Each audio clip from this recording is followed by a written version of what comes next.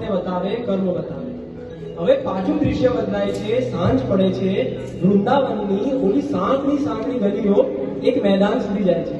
એ મેદાનની ઉપર એલોજન જેવો પૂનમનો ચંદ્રમા, તારાઓનું ઝગમગ લાઇટિંગ, અને ત્યાં રાધાજી છે, ગોપીઓ છે, અને પછી ત્યાં કનૈયો એવો રાસ રચાવે કે સ્વર્ગમાંથી દેવતાઓએ તાકઝાક કરવા માંડે. સ્વર્ગ જેવું સ્વર્ગ ફીકું પડી જાય. એવો વિવેક કે જે હજારો વર્ષ સુધી ભગવદ્ ગીતાના સ્વરૂપે દુનિયાને દિશા બતાવે, તો એક એવું પ્રેમથી છલકાતું હૃદય કે જે રાસમાં મદમસ્ત થાય અને સૌને કરી નાખે. અને એવી જે ઘટના સર્જાય છે, રાસની રમઝટ પતી ગઈ છે અને રાધાજીને એવું થાય છે કે કંઈક ખોવાણું છે.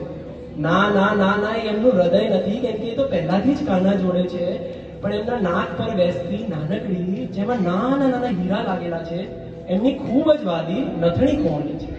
અને એ જ સંવાદને અમે મહાકવિ શ્રી નરસિંહ મહેતાના બોલ સાથે પ્રસ્તુત કરવાના છે.